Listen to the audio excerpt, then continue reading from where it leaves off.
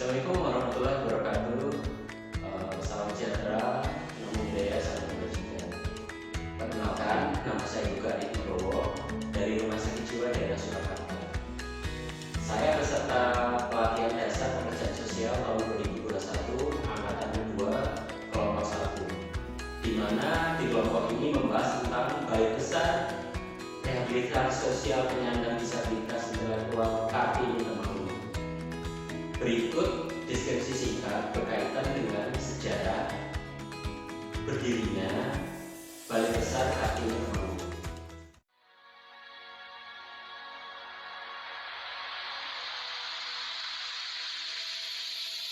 Menurut sejarahnya, BBRSPDI Kartini di Temanggung dirintis pertama kali di zaman Belanda oleh keluarga Grafstal pada tanggal 15 September 1904 dengan nama Suwaksinis Gezong Temanggung.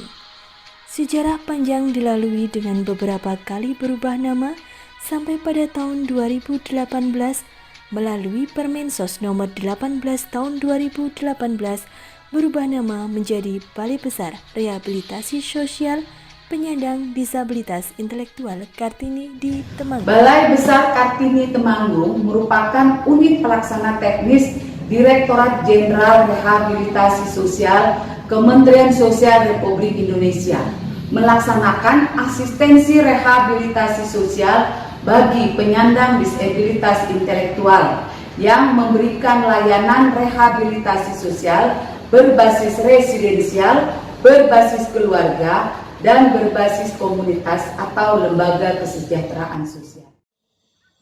Proses pekerjaan sosial di Balai Besar Kartini Temanggung ada beberapa tahapan.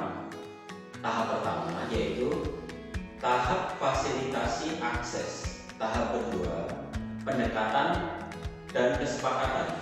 Tahap ketiga, asesmen komprehensif. Tahapan keempat, perencanaan atensi dan supervisi. Tahapan kelima, implementasi. Tahapan keenam, monitoring evaluasi. Tahapan ketujuh, pasca layanan dan terminasi. Tahap ke-8 yaitu rujukan atau referral. Fasilitasi akses. Penerimaan klien bersumber dari tiga. Yang pertama, bisa dari rujukan. Yang kedua, bisa dari laporan. Yang ketiga, penjangkauan. Dari rujukan itu bersumber dari perorangan, kepolisian, rumah sakit, panti sosial, dan LKSA, Lembaga Kesejahteraan Sosial Anak. Sementara dari laporan itu bersumber dari kontrak center, hotline, datang sendiri, media online, atau LKSA, Lembaga Kesejahteraan Sosial Anak. Sementara dari penjangkauan itu bisa bersumber dari pekerja sosial, TRC atau tim reaksi cepat, TKSH, Tenaga Kesejahteraan Sosial Kecamatan, PSN, yaitu pekerja sosial masyarakat. Terus pendamping sosial lainnya itu bisa dari program keluarga harapan, bantuan sembako pangan, TSP, dan lain sebagainya. Pada tahap kedua ada tahap pendekatan dan kesepakatan atau dalam menyaji juga sebagai tahapan ISC, yaitu Engagement Impact Contract. Pendekatan dan kesepakatan merupakan tahap awal dalam praktek pertolongan, yaitu kontak antara pekerja sosial dengan klien yang berakhir dengan kesepakatan untuk terlibat dalam keseluruhan proses. Pada tahap ini, BBRSPDI Kartini Temanggung melakukan beberapa kegiatan tergantung kasus yang dihadapi. Salah satunya, yang pertama yaitu asesmen awal, yaitu proses verifikasi kasus. Verifikasi merupakan proses membangun kebenaran, akurasi, atau validitas sesuatu.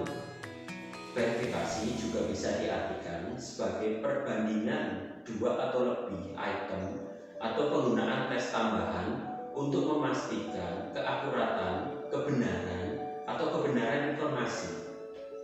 Di BBRSPDI Kartini Temanggung, verifikasi kasus dilakukan dengan home visit, lembaga ruang publik, dan lain-lain. Terus yang kedua yaitu respon darurat. Di tahap ini BBRSPDI Kartini Temanggung juga melakukan penyelamatan medis, psikologis untuk kasus-kasus yang darurat seperti anak-anak korban bencana gempa dan lain-lain. Terus yang ketiga yaitu kesepakatan awal.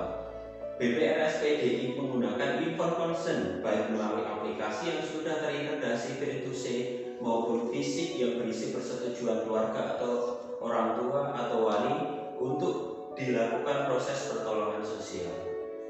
Ketiga, ada asesmen komprehensif dan berkelanjutan. Asesmen merupakan suatu tahapan untuk mempelajari masalah-masalah yang dihadapi klien. Asesmen komprehensif dan berkelanjutan ini dilakukan pada pemenuh pelayanan kesejahteraan sosial atau PPKS dan significant others, baik dari aspek medis, legal, fisik, psikososial, mental, spiritual, minat dan bakat atau potensi dan permusuhan keluarga. Asesmen ini dilakukan oleh berbagai ahli di bidangnya. Asesmen ini berkelanjutan menunjukkan asesmen ini perlu dilakukan secara terus-menerus untuk memahami dan mengungkap kondisi objektif dari permasalahan dan potensi penerima manfaat atau klien yang berguna dalam proses pertolongan sampai tahap terminasi nantinya. Keempat, yaitu perencanaan atensi dan supervisi. Perencanaan merupakan suatu pemilihan strategi, teknik, dan metode yang didasarkan pada proses asesmen masalah. Pada tahap ini ada 3 sumber atau 3 hal yang dilakukan, yaitu yang pertama, pemetaan sistem sumber atau penyedia layanan. Hal ini ada 3 sumber di rehabilitasi BPRSDM Kartini Temanggung, yaitu yang pertama berbasis keluarga yang dilakukan pekerja sosial, tenaga kesehatan sosial, dan relawan sosial. Yang kedua berbasis komunitas dilakukan oleh lembaga kesejahteraan sosial. Yang ketiga berbasis residensial yang dilakukan balai atau loka atau pabrik.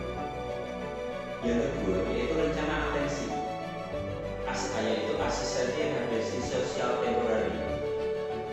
Ada 7 hal yang bisa dilakukan atensi di BPRS PDI Kartini Temanggung, yaitu yang pertama dukungan pemenuhan hidup layak, yang kedua perawatan sosial atau pengasuhan anak, yang ketiga dukungan keluarga, yang keempat terapi, yaitu terapi fisik, psikososial, dan infrastruktur. Yang kelima, pelatihan vokasional dan pembinaan kewirausahaan. Yang keenam, bantuan dan asistensi sosial. Yang ketujuh, dukungan aksesibilitas. Dan proses atau tahap yang ketiga yaitu kesepakatan bersama, di mana klien dan pekerja sosial terikat kontrak untuk setuju sepakat untuk dilakukan proses pertolongan kesejahteraan sosial. Pada tahapan selanjutnya, yaitu tahapan kelima, yaitu implementasi atau intervensi. Yang dimaksud dengan implementasi atau intervensi adalah suatu kegiatan yang bertujuan untuk menghasilkan perubahan rencana dalam diri klien dan situasinya. Dalam tahap implementasi atau intervensi ini, rehabilitasi sosial tidak semua dilakukan dipandu tergantung dari hasil asesmennya. Akan tetapi, tetap tempat rehabilitasi sosial terbaik adalah berada dekat dengan keluarga. Dalam proses pertolongan sosial klien perlu hubungan keluarga secara intensif. Kegiatan yang bisa dilakukan seperti yang pertama, mediasi keluarga. Yang kedua, menjaga keutuhan keluarga. Yang ketiga, reunifikasi, yaitu antara orang tua, keluarga, dan kerabat. Yang keempat, yaitu lingkar dukungan antar keluarga. Yang kelima, dukungan komunitas, itu bisa dari usaha atau paguyuban. Jika ternyata ada kendala atau kondisi yang tidak memungkinkan, klien bisa dilakukan di luar keluarga inti seperti keluarga pengganti, lembaga rujukan berbasis temporary, shelter seperti LKS atau fasilitas kesehatan, dan advokasi. Di sini perlu digarisbawahi bahwa pemerlu layanan kesejahteraan sosial telah dipermudah dengan serasi, yaitu sentra layanan sosial, di mana warga cukup datang ke sentra untuk mengakses multi layanan. Dalam hal ini, klien atau PM telah didekatkan ke sistem sumber agar tidak ada lagi hambatan yang muncul dalam proses pertolongan sosial. Dalam tahap keenam, yaitu tahap monitoring evaluasi atau monitoring evaluasi, yaitu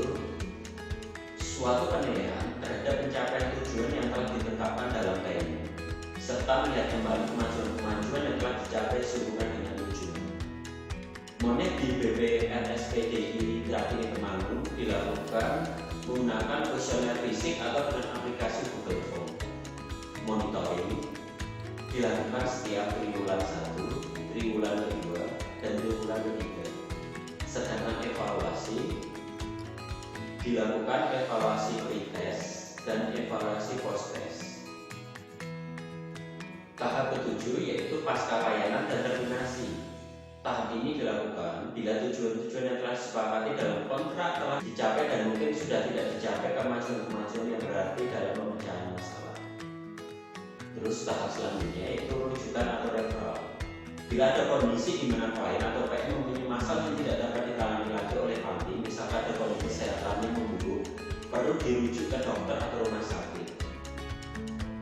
Untuk informasi tambahan, BPRSPDI Kartini Temanggung berkapasitas 150 PM dan pada kondisi COVID menjadi 50%-nya yaitu 75 PM. Dan untuk target per tahunnya yang dibebankan di Kartini Temanggung yaitu 4.692 PM per layani dengan anggaran per PM-nya yaitu 2,4 juta per PM.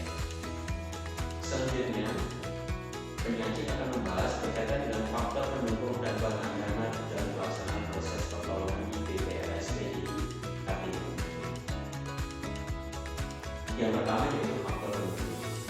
Faktor pendukung yang penyaji temukan di workshop tersebut yaitu yang pertama, pengembangan layanan berbasis aplikasi B2C dalam bisnis proses atensi. Hal ini memudahkan dalam proses pertolongan pekerja sosial. Karena dalam tahap assessment sampai ke tahap terminasi semua bisa diamati dan dipantau dari aplikasi B2C. Yang kedua yaitu adanya serasi atau sentra kreasi atensi, di mana warga atau pemenuh pelayanan pertolongan kesejahteraan sosial bisa mengakses lewat setting yang tersedia, yaitu dipadupadankan dengan serasi tersebut. Jadi ada pelayanan dari dinas kesehatan, dinas sosial, dari institusi lainnya, semua bisa diakses warga melalui satu rumah, yaitu serasi tersebut. Selanjutnya, faktor pendukung selanjutnya yaitu adanya hasil pemetaan dari kabupaten atau kota berupa DPKD atau data pandu kesejahteraan sosial untuk memperoleh pelayanan atensi. Untuk faktor penghambat yang penyaji temukan yaitu yang pertama, sarana dan prasarana perlu ditambahkan di lotus tersebut. Yang kedua yaitu dengan banyaknya kegiatan SDM juga perlu ditambahkan. Akan tetapi hal tersebut tidak menyurutkan yaitu inovasi, tidak menyurutkan semangat dari peksos-peksos yang ada di Kartini Temanggung. Seperti kata Pak Suryo, keterbatasan bukan jadi penghalang, akan tetapi merupakan tantangan untuk terus berinovasi untuk mencari ide kreatif. Terima kasih untuk Pak Suryo atas motivasinya, itu kan menjadi motivasi buat kita pekerja sosial yang menjalankan pertolongan pekerjaan sosial di institusi atau lembaga di daerah kami masing-masing. Selanjutnya, yang keempat yaitu saran dan rekomendasi bagi lembaga Lokus PPL yang tidak banyak yang bisa penyaji ini usulkan untuk Kartini, karena saya rasa Kartini Temanggung sudah sangat istimewa atau bagus sekali. Mungkin saran pemasukannya yang bisa dikembangkan ke depannya buat Lokus Kartini Temanggung yaitu mengadakan seminar atau webinar atau karya tulis yang dipublikasikan yang berkaitan dengan inovasi yang sudah dilakukan di BPRSPDI Kartini Temanggung supaya bisa terjadi proses transferitas ilmu atau bisa direplikasi di daerah lain atau bakti sosial di daerah kabupaten atau kota lainnya. Mungkin itu saja bisa penyaji sampaikan. Kalau ada kesalahan, penyaji mohon maaf. Dan terima kasih. Assalamualaikum warahmatullahi wabarakatuh.